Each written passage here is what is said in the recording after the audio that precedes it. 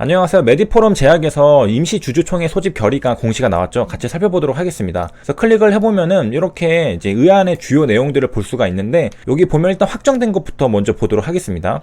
이사 정원 증원은 5명에서 9명으로 이제 늘리려고 하고, 그럼 4명 정도 더 추가가 되는 거고, 그 다음에 감사 해임의권, 주식 매수 선택권 부여 승인의 건이 있습니다. 그 다음에 이제 미확정된 게 2가지가 있는데요. 여기 보면은 상호 변경. 그래서 이번에 HLB가 메디포럼 제약을 인수합병하려고 하죠. 그럴 경우에는 이제 상호 변경이 HLB가 관계된 어떤 걸로 바뀌지 않을까라는 기대감을 가져갈 수가 있겠습니다. 그 다음에 하나 더 있는 것은 이사 선임의 건인데, 이사 정원이 증원되면 이제 4명 있는데, 이것도 만약에 이제 되면은 이사 선임도 해버릴까라고 생각하는 것 같아요. 그래서 현재 이사 정원에서 이제 더 늘어날 경우에는 선임을 해야 되니까 이건 아직 미확정인 상태로 되어 있는 것 같습니다. 자, 그 다음에 주주총회에 대해서 좀 공부하고서 다시 돌아오도록 하겠습니다. 요거 보면요, 주주총회 구분이 임시 주주총회라고 되어 있는 것을 알 수가 있습니다. 그 다음에 이사 정원 증원 뭐 이런 것들이 있는데, 주주총회라는 것은 이제 2가지로 구분할 수가 있는데요. 정기적으로 하는 정기 주주총회가 있고, 그 다음에 임시 주주총회가 있습니다. 그래서 정기 주주총회를 잠깐 보고 오면요,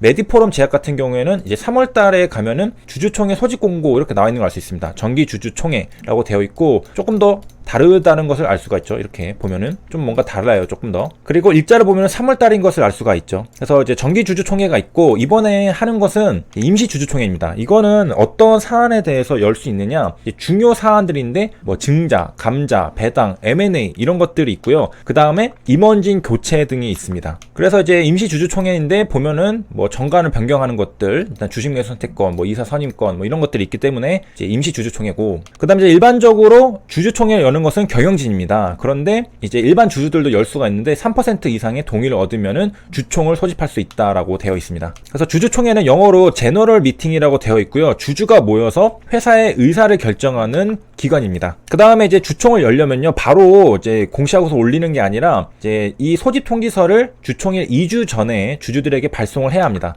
그래서 이거 공시는 9월 4일에 나왔는데 일시는 10월 16일이죠. 그래서 대략 한 달 정도 이제 기간을 남겨두고서 미리 주총 소집 결의를 한 것을 알 수 있고요. 이렇게 공시를 내리잖아요. 사실 회사 입장에서는 소액 주주들이 굉장히 많기 때문에 이것들을 다 일일이 발송을 해야 하나라고 할 수 있는데, 뭐 100분의 1 이하 가진 소액 주주에게는 금융감독원, 한국거래소, 전자공시 시스템에 공시를 올리는 것으로 소집 통보를 대신할 수 있다라고 있습니다. 그래서 이렇게 공시가 이렇게 올라오면서 소집 통보가 된 걸로 할 수 있다라는 점이고, 그 다음에 이제 주총 소집 결의랑 주주명부 폐쇄가 또 하나 곧장 같이 나온 것을 알 수가 있는데요. 이거는 뭐냐면요, 이제 주주명부를 폐쇄했다, 이 작업을 통해서 주주총에 참석할 주주명부를 확정시키는 겁니다. 그래서 여기에 이제 확정되지 않은 주주들은 이제 참석할 수 없겠죠. 왜냐면은 여기에 해당되지 않으니까. 자, 그래서 여기까지 이제 잠깐 정리를 하면요, 주주총에서는 어떤 것들을 하느냐, 뭐 예를 들면은 여기 뭐 정관의 변경, 뭐 전환사채 발행, 뭐 주식 배당, 자본감사 합병, 뭐 해산 이런 것들을 이제 의결을 하는데요. 기본적으로 주주총회 소집권자는 이사회입니다. 이사회인데 소수 주주, 소액 주주들도 할 수가 있습니다. 근데 이제 조건이 뭐냐면은 발행 주식 총수의 3% 이상을 가지고 있어야지 이사회에게 임시 총회 소집을 요구할 수 있다라는 점이고요. 이렇게 해서 이제 살펴보고, 그다음에 뉴스 기사도 같이 보면은 좀 좋을 것 같긴 한데요. 자, 아무래도 이제 임시 주총과 관련해서 기존에 메디포럼 제약이 경영권 다툼이 있었잖아요. 그래서 제가 다루지는 않았지만은 이것도 좀 알아두면은 좋을 것 같아서 뒤에 좀 다루도록 하겠습니다. 그래서 지금 메디포럼 어떤 상태냐, 메디포럼 제약의 최대 주주는 메디포럼입니다. 그래서 사명을 바꿨었잖아요. 이게 옛날에 시트 뭐 어쩌고였는데 바꿨습니다. 근데 이제 독자 노선을 걷고 있어가지고 지금 그 경영진들이랑 메디포럼이랑은 이제 다른 사람들이에요. 그래서 메디포럼 같은 경우에는 지금 최대 주주 지위를 지키기 위해서 법적인 문제를 제기할 가능성이 있다라고 하고, 메디포럼 제약은 뭐냐 이렇게 할 수가 있어. 지금 팀이 어떻게 이루어져 있느냐, 메디포럼이랑 지금 메디포럼 제약 경영진들이랑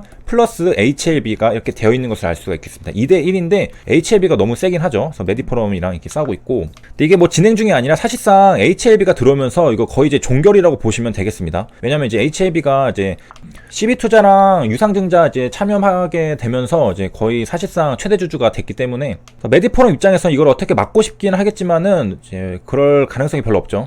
그래서 기사에서는 또 이제 어떻게 분석을 하고 있느냐, 메디포럼이 최대 주주 지위를 유지하는 것보다 이제 HLB 그룹이 이제 들어왔으니까 이제 같이 그냥 함께 해가지고 얘는 이제 2대 주주로 넘어가는 거죠. 1대 주주는 HLB 그룹이 되고, 그래서 이제 지분 가치 상승을 하면은 둘 다 윈하는 거죠. 최대 주주인데 지금 2대 주주 내려오면서 이제 HLB가 1대 주주 되면서 지분 가치가 상승을 하면은 수익을 보는 거니까.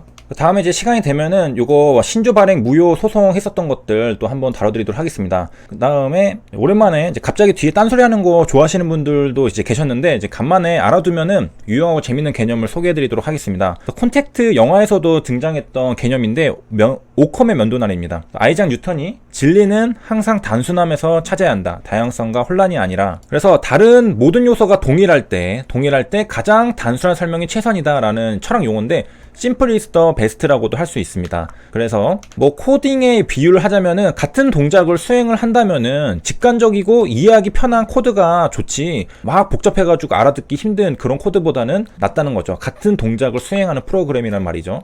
그래서 이제 명제, 뭐 논증에서도 보면요, 뭐 ABC도 이루어진 논증이랑 뭐 A부터 뭐 굉장히 길게 이루어진 논증 두 가지가 있는데, 둘 다 참임이 증명됐을 때는 이제 A에서 D로 가는 설명은 이제 똑같아요. 그런데 이게 더 간단하죠. 얘가 더 의미가 있다는 겁니다. 오컴의 면도날 관점에서 봤을 때는 지름길을 찾으라. 괜히 길게 여러 가지 가정을 끼워 넣어가지고 복잡하게 하지 마라 라는 점이고요. 근데 이제 오컴의 면도날을 잘못 이해하면 안 되는 점은 간단한 것이 참이다라는 뜻은 아니거든요. 그래서 둘 다 이제 똑같을 때, 똑같은 동일한 현상을 설명할 때 그걸 좀 더 간단하게 설명하는 걸 택하라는 건데, 뭐 예를 들면은 이제 진화론, 창조론 이거 얘기할 때 신이 그렇게 창조했다 한마디 하면 되니까 이게 참이다라고 이제 말을 할 수가 있는데, 뭐 진화론을 설명하려면은 수천 권의 논문과 서적이 필요하다라고 하는 거는 굉장히 뭐가 많기 때문에 간단한 게 참이다 이렇게 생각하면 안 된다는 거죠. 물론 칸트에 따르면은 둘 다 뭐가 맞는지는 우리가 마음에 달려 있다. 그래서 뭐가 맞는지는 알 수가 없습니다. 우리는 여기서 이제 말하고자 하는 것은 간단한 것이 참이다가 아니라는 거죠. 잘못된 오컴의 면도날 이해. 그래서 핵심은 진리를 가리는 잣대까지는 될 수 없다라는 겁니다. 오컴의 면도날로 진리를 가리는 게 아니다라는 것이고요. 그래서 이제 정리를 하면요, 오컴의 면도날은 많은 것들을 필요 없이 가정해서는 안 된다라는 겁니다. 아까 이제 A부터 이제 D까지 가는데 중간에 뭐가 많으면은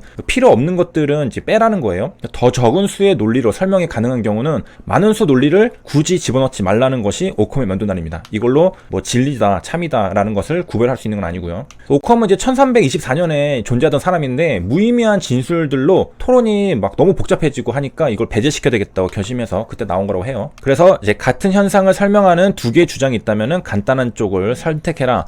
현상을 설명할 때 불필요한 가정을 하지 마라 라는 것이 오컴의 면도날입니다. 그래서 이제 어떻게 사용하느냐, 가설이 여러 개 있을 때 가장 적합한 가설을 골라내는데 오컴의 면도날을 사용한다 라고 되어 있습니다. 설명은 단순한 것이 뛰어나다. 무슨 말이냐면 요 예시가 있는데요. 이제 고대인의 뭐 기술이나 예술에 대해서 이제 설명을 하는 게 있다라고 해요. 그런데 요걸 설명할 때 그 뭐 지구 밖의 생명체가 고대 지구인에게 이거를 가르쳐 줬을 거다라고 하면서 외계인, 우주인의 방문을 가정할 필요까지는 없다는 거죠. 불필요한 가정들이 많이 들어가 있기 때문에.